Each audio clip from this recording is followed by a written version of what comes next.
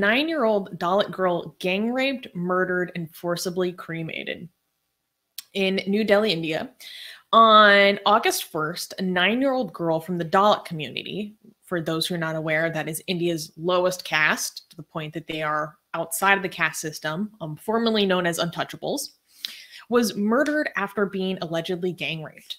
Her body was forcibly cremated by the same men who committed the crime.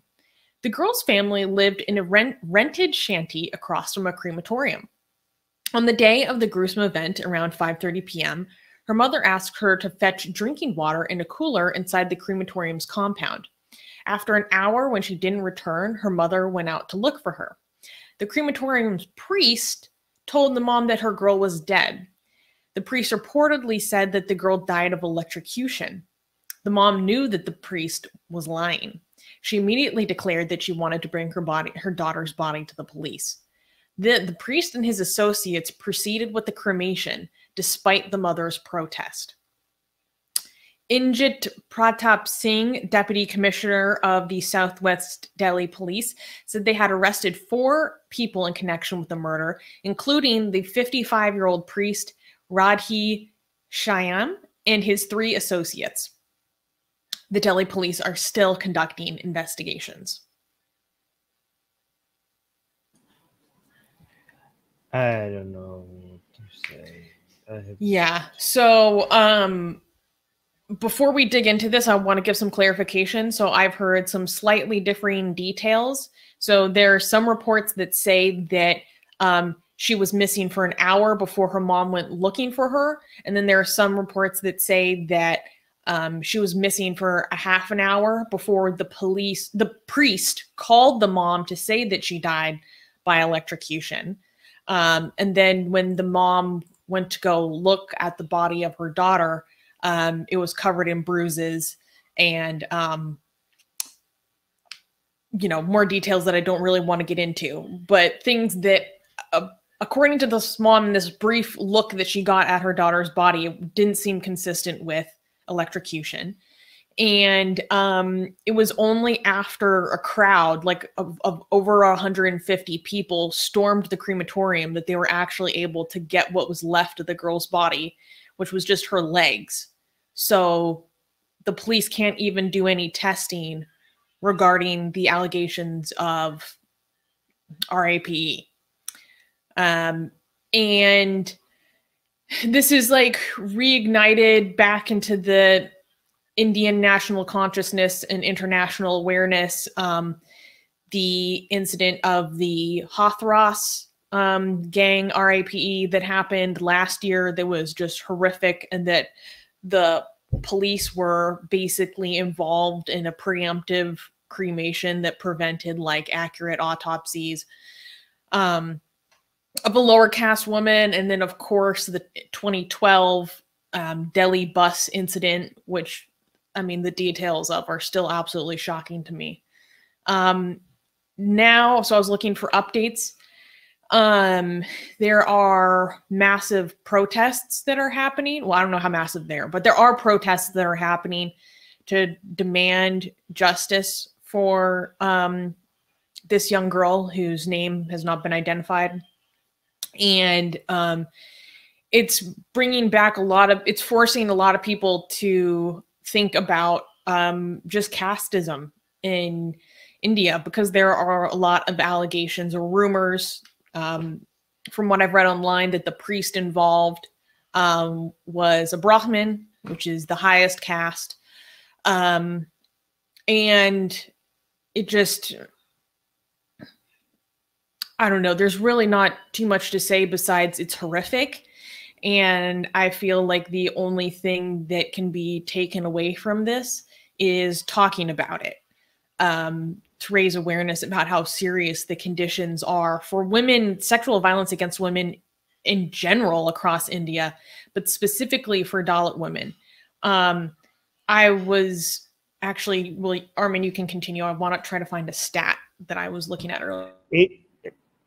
Is the allegation that the priest also was involved in abusing the girl, or just a cover-up?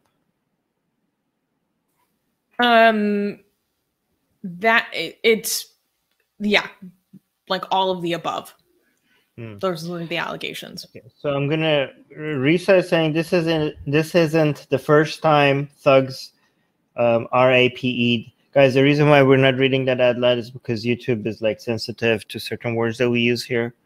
And killed Dalit girls. So this is, let me read it again. This isn't the first time thugs RAPE'd and killed Dalit girls, women, and cremated them with parents of those victims locked inside. Is this a new pattern in India? I don't know if this is the new pattern or this is just some patterns that existed that we're now just hearing more of. And also Hira is saying the priest and the culprits forced to cremate the victim's body, saying some religious bogus like there will be shame and family will never have peace with God. Oh, so when the mom wanted to stop them from cremating her daughter, they were like, no, this is like, it would be shame if we don't cremate it now. So this is like, go on. I saw reports that the mom was saying that the priest and these three men told her not to call the police because then the authorities would assist on an autopsy and then steal her organs and sell them. Wow. So like that's, and then at some point they locked her outside of the crematorium until this, you know, huge crowd of 150 villagers pushed through. And by then it was basically too late. So there have been a lot of protests happening in response to this, including protesters burning effigies of Modi because he hasn't condemned the crime. And I want to find this stat. I do want to acknowledge, though, that the police, like, Susie, correct me if I'm wrong here. It seems like the police is doing its job properly here right now. No? It seems like it. I don't think anyone has been charged yet, but there have been arrests. I mean, because a lot of people think like we are like anti everything that happens in India. So I just want us to make sure that like we acknowledge like so far it seems like the police is doing the proper arrest, and also the fact that there is an outcry against this, right? Like we want to highlight the Indians who are coming out and protesting this and demanding justice. We want to highlight them as well. So like if you look at this and you're like, oh my God, like I mean things are really bad in India, but also let's highlight the people who are trying to like, you know, it's not like there's something like this is accepted, and like it's not like the Indians are like, oh yeah, this is just like another Tuesday. Like there is a proper strong reaction to this, and the police is like, I'm not trying to dismiss how this is a horror story, by the way. Like just this is like a freaking nightmare. Like I don't know, I honestly like feel so bad for the mom. Like I just can't imagine. Like imagine just like sending your daughter out to go get something, and next thing you know, she's missing, and you go to find her and she's dead. She's just like, oh yeah, your daughter died. She was she was electrocuted. And you look at her body and you're like, obvious, like she was not. You know that something is happening here, and then you wanna like call the police, and they're like in a rush to cremate her body, and you're trying to save her body because you know that something happened to her, and you want to make sure that, and they cremate her, and then when the people show up to save her so that they can investigate, only her legs are remaining. Like this is like the worst nightmare. Like I can't imagine. Like imagine like how many shocks does a mother have to go through? First, she's dead. Second of all, you look at her body and you're like, okay, they abused her. Third, they're trying to, you know, get away from justice and hide the evidence. Fourth, you have to go collect her legs that are the only thing remaining from her burning body. Like, how do you even survive mentally after this? Like, I would be like, I'm done. I'm done for life. Like, this is like, you know, I don't know how she could like, I would not be able to survive life after that. So I mean, and this is the couple's only child. Like, it's just, there are also allegations or that the priest tried to pay off the mom and say like, don't go to the police, we'll just settle it here. Like you can't fight this case. Just really, just every detail about this is horrific. And I finally found what I was looking for. I wanted to highlight some statistics so that people get an idea of how severe things are. India's National Human Rights Commission points out that a crime is committed against a Dalit every 18 minutes. And on average, 3 Dalit women are RAPE'd and 2 murdered every day. Data shows that 11% of reported RAPE cases in India in 2019 is the latest year that we have consistent data from, pertained to victims from the Dalit community. There was another statistic that shocked me. Did you say how many murdered every day? 2. 2 Dalit women are murdered every day in India? Sexually assaulted and murdered every day. Every day? Are you sure about?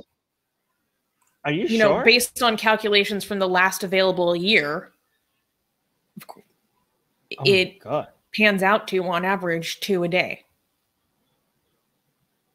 Oh, all right. There was something else. There are more than 32,000 RAPESs recorded in India in 2019, according to the latest government data, which is almost 4 an hour. Although experts say that the actual figures are likely significantly higher due to the stigma attached to sexual offenses. There are more than 100,000 kidnappings of women over the same period, data show, a third of them with the aim of forcing the woman into marriage. By the way, I just also want to highlight again one more time that we're like, this whole news is about a 9-year-old girl. I just want to also highlight the fact that this was a 9-year-old girl that this all happened to. How many people were involved? 4 people have been arrested. So, if these 4 people were involved with the abuse, like, can you just imagine what potentially this girl had gone through before she died? Like 4 grown men. Like, imagine the last moments of this girl's life, this 9-year-old's life. Yeah, this is insane. And it blows my mind that it blows my mind that people want to legitimately deny that casteism doesn't affect any aspects of like social strata in India. It doesn't make any sense to me.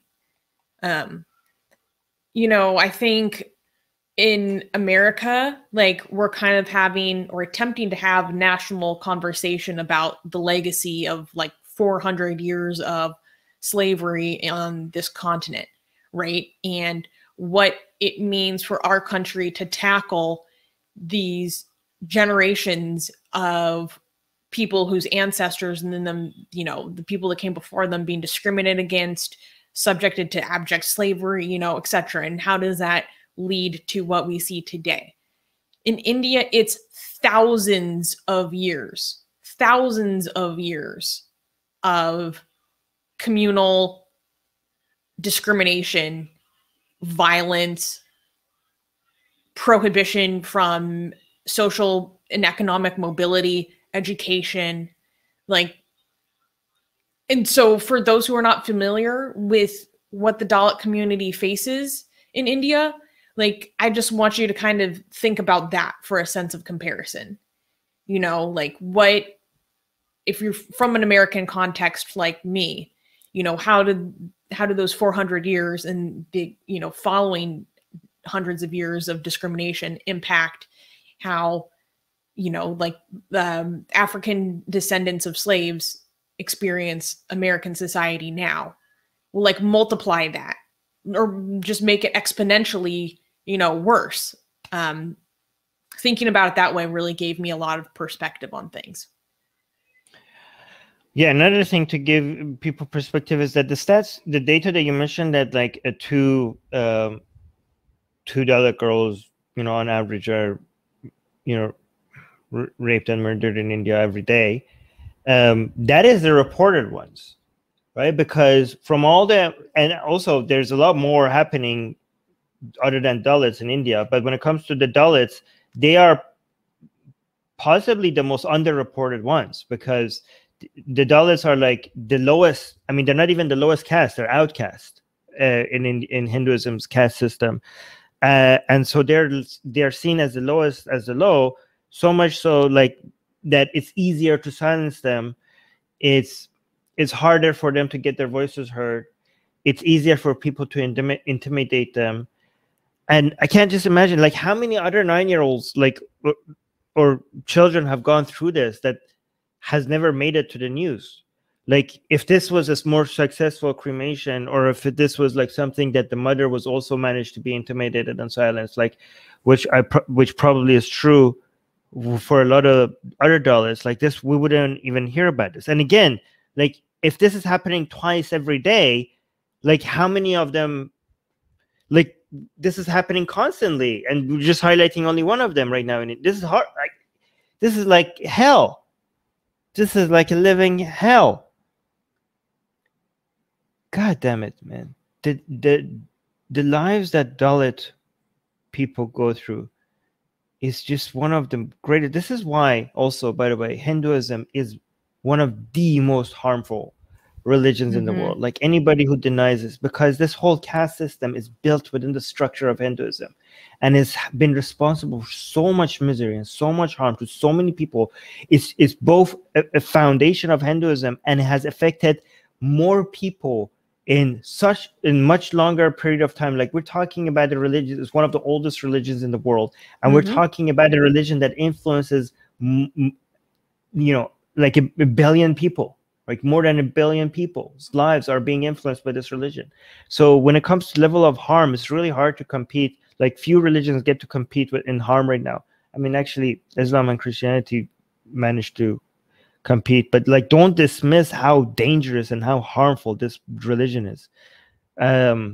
So, like, a lot of people don't dismiss Hinduism as just like, oh yeah, I guess Hinduism is also harmful. Like, guys, like, people's lives have been devastated, and being, and no small amount. Like, this is a curse upon India. Hinduism is a curse upon India. Millennia upon millennia of just communal violence and hatred and discrimination. Like, it's so tough. And I know that it's very diverse across India. The way the Dalits are treated is very different depending on different states and regions and such and such. And of course, not all higher caste people, would do such a thing or treat people in such a way. But we have to still talk about these things, because too many people would deny that this is a reality for millions of people. Right. And also, like, if there's any update on this news or anything changed about this, these allegations, will update the article or something like that. But I hope she gets justice. Like, again, I don't want to completely, like, I see some people in the live chat are like completely dismissing India because of news like this. Like, guys, India, when we highlight a news like this, please don't use it as a way to completely, paint all of India with the same brush. Okay, this is the India that is also filled with the people who are protesting against this. Okay, India is also filled with people who are trying to make it better, with women's rights activists, gay rights activists, secular rights activists, atheist activists, human rights activists, political activists against the far right in India and all that. Incredibly brave journalists. I have so much respect for Indian journalists. It's not even funny. Right. Also, India is also the India of Dalits. So people who like looking at this and like, oh, screw all of India because of how they treat the Dalits. Well, the Dalits are part of India. Like, if you want to completely dismiss all of India, you're also being like dismissing the the lives of the Dalits that you're acting like you care about. Like, how could you like completely dismiss all of India, where like, oh yeah, India is treating the Dalits really bad, so screw all of India. Well, what about them, right? So like, do not do that. I have a lot of hope for India, right? I with all of this, I think India's short-term future looks pretty bleak, but long-term, I have a lot of hope for India's long-term future. I'm very optimistic, given the attitudes and the way of thinking of the newer generation compared to older generation. I think India will eventually move in the right direction. So please, please, please, do not dismiss India. I am optimistic about India's future, long-term future. Okay, and a lot of people don't believe that, but given how what we have done with our activism about Hinduism and India, but I am very hopeful about India's future, long-term, not short-term, long-term future. Let me actually delete this before.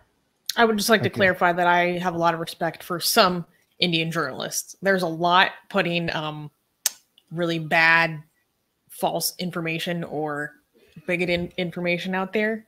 I respect the ones that are being targeted by the Indian government with the Pegasus software for trying to expose their authoritarianism and stuff like that.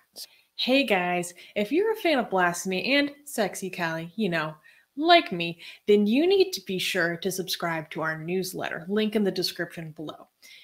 Because if you subscribe, we will send you a free copy of our Blasphemous Art ebook. And let me tell you, it is the tastiest blasphemy that you can find anywhere available today.